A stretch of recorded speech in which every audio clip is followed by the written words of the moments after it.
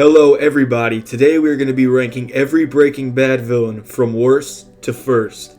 Whenever I was making the list for this video, I didn't know how many villains there were in Breaking Bad. It never occurred to me, but we have 16 villains we're going to rank from worst to first. But first, if you liked the video, you should subscribe. I have goals of being big on YouTube one day. I put a lot of time into these videos, so if you would subscribe, it would mean a lot. The videos are only going to get better from here. I should probably mention that there will not be any Better Call Saul villains because I haven't finished Better Call Saul yet. And I don't want to rank villains of a show that I haven't finished, it just wouldn't be right. Also, one last thing before we start, there will be spoilers in this video for Breaking Bad, so if you don't want to see that, just click off the video. Okay, let's get into it with our number 16 spot, and that's going to the two gangsters that hired that kid to kill Combo that Jesse tries to go and kill, but Walt runs them over. Yeah, they don't even have names. These guys are literally just here to get run over and shot by Walt to continue the Walt and Gus storyline and the Gale storyline. That's literally all they do, and Combo gets killed, but Combo wasn't a very important character, although I did like Combo. But yeah, these guys just don't really do much, and that's why they're in the last spot compared to these other guys.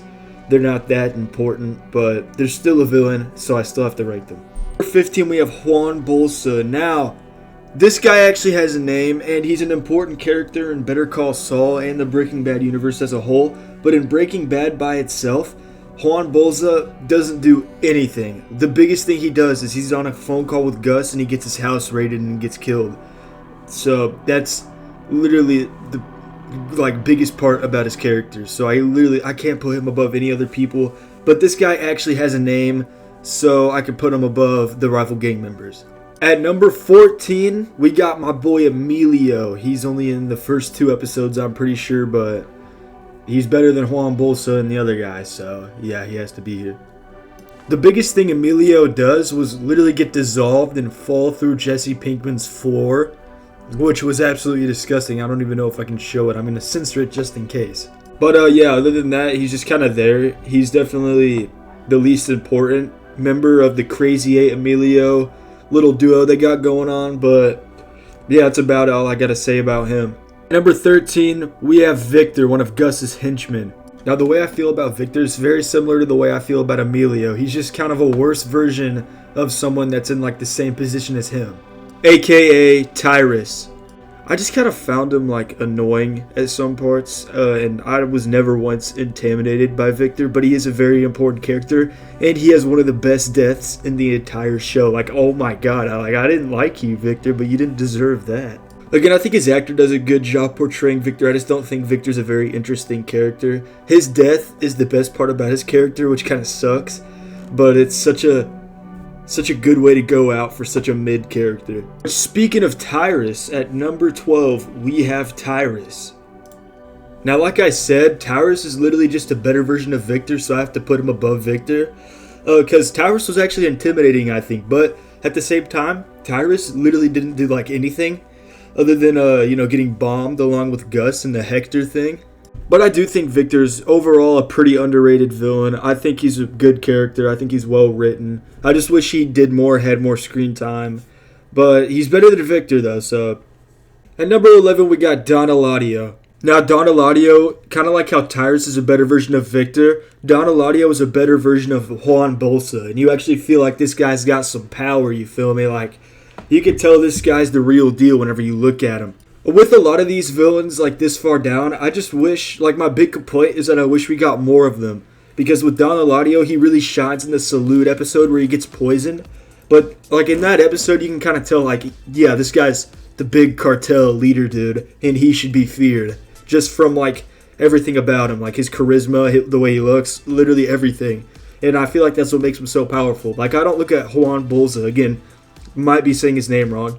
I don't really remember how you say it. But you look at him and you're like, okay, well, it's been told that he's a big cartel guy, so I'm assuming he's a big cartel guy. Whenever you look at Don Eladio, you're like, oh yeah, this guy's the real deal. And I feel like that's what makes him so good as a character. And at number 10, we have Lydia.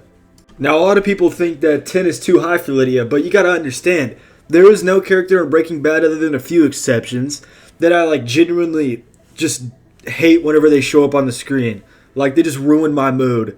And that's what makes Lydia such a good villain. You genuinely, like, despise her. And you don't despise her because she kills a lot of people you love, even though she does try to get Walt killed at the end of Breaking Bad. That's why she's classified as a villain here. Without that, I don't think you'd really classify her as a villain. But there's no character in Breaking Bad that I hate more than Lydia. And that's what makes her such a good villain. At number 9, we're getting into the villains that I'm really excited to talk about. We got Crazy 8. I already talked about Crazy 8 in the Emilio section quite a bit, I feel like. But Crazy 8 is so much better than Emilio because he's like an actual character. Emilio was in one episode and then got like disintegrated. But Crazy 8, dude, the way he kind of like manipulate, I think is the right word, manipulates Walt into feeling bad for him even though Crazy 8 tried to kill him. And then he was going to turn and murder Walt after Walt freed him. It's just perfect, dude. Crazy 8 is such a good villain, but he was only in the first 2 episodes of Breaking Bad. I know he's in Better Call Saul, but I haven't finished Better Call Saul, so I can't talk about that.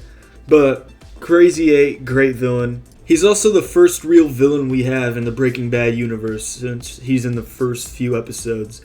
And he's Walt's first like real murder other than Emilio. So yeah, Crazy 8, he's a great villain and a good starter villain. At number 8, we got my boy Hector. Now Hector's this high up literally just because of one scene, and you know the scene. Now the only real villain-like things that he does in Breaking Bad, not Better Call Saul. I know he's an absolute menace in Better Call Saul. But in Breaking Bad, he's really just like noticeably a villain in flashbacks and in the whole Tuco, Walt, Jesse situation.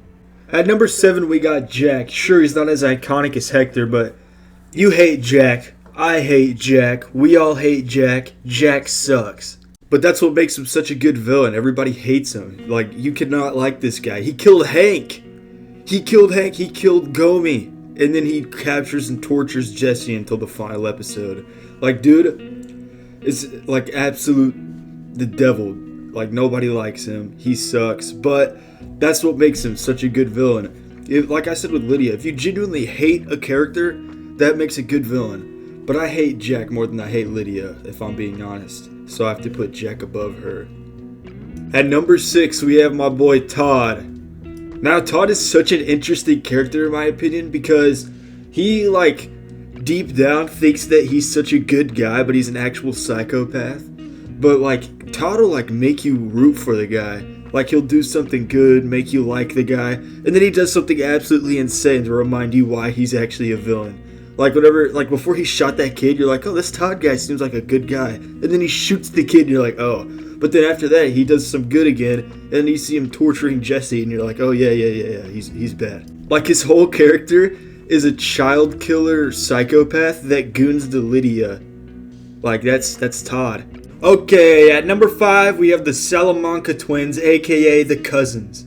Now, the Cousins are ranked this high literally just because of how scary they are. Like, you cannot lie. Whenever the Cousins are on screen, you start to pucker your booty hole a little bit, dude. Like, oh my god, these guys are terrifying. And their fight with Hank is one of the best scenes in Breaking Bad, in my opinion. But, other than that, they don't really do much. But they're just really intimidating and scary.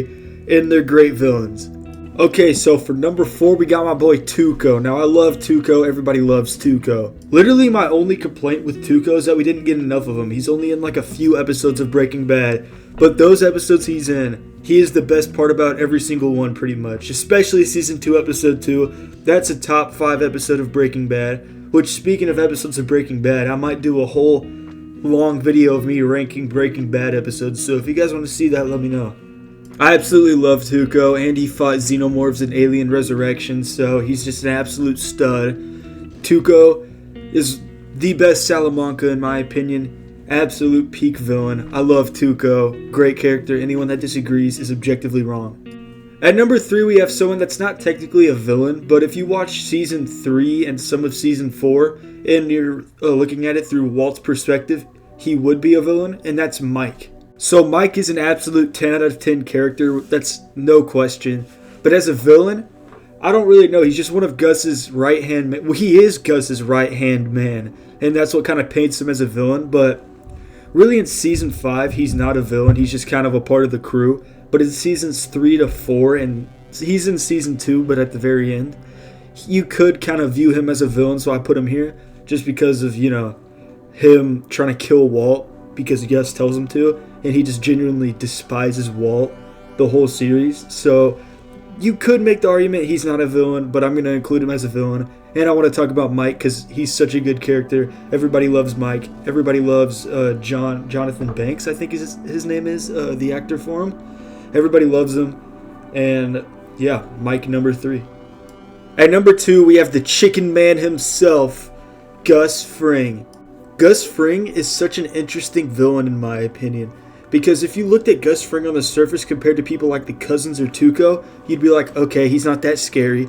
But Gus is like a wolf in sheep's clothing, as they say. I feel corny saying that, but just hear me out. He, on the surface level, he just seems like a normal, nice guy. But dude's an absolute menace. He has literally the whole southern border of the U.S. like under his control, basically. He has resources, assets to work with. If he wants something, he will get it done. If he wants you dead, you will be dead. And if he has a box cutter, someone's going to get their throat slit. Everybody loves Gus. Most people would put him number 1. But I have a number 1 that most people wouldn't classify as a villain. But he is. We can all agree if you look objectively, he's the villain. So Gus, absolute great villain. And so at number 1, the placement you've been waiting for all video, the best villain in Breaking Bad is Walter White himself. I mean, even though Walt's the main character, he's an absolute horrible guy. He's a great character, but everything bad that happens in this show happens because of Walt and Walt's ego. That's another thing. Walt's ego, he puts his ego over literally everything else. So whenever someone tries to talk down to him, he kills them, such as Mike and other people like him. And that's what makes him such a good character, because you can kind of understand where Walt's coming from, but he is the villain. Everything bad that happens in this show happens because of Walt for the most part. And that's what makes him such a good villain / protagonist. You know, whenever a movie, video game, whatever, has like the objective antagonist being in a protagonist role, I love whenever they do that. It's great. I love it. It's super unique. Absolute great protagonist / villain. Walter White is one of the greatest characters in all of fiction, in my opinion, and I feel like most people would agree. Alright guys, I think that's about it for the ranking. If you like the video, you should subscribe, like the video. You know, all that stuff YouTubers tell you to do. We would appreciate it a lot. I would appreciate it. It would mean a lot. So, thanks for watching to the end of this video, because that means that my videos are at least somewhat watchable, and that's good enough for me, man. But thank you for watching. It means a lot, and goodbye.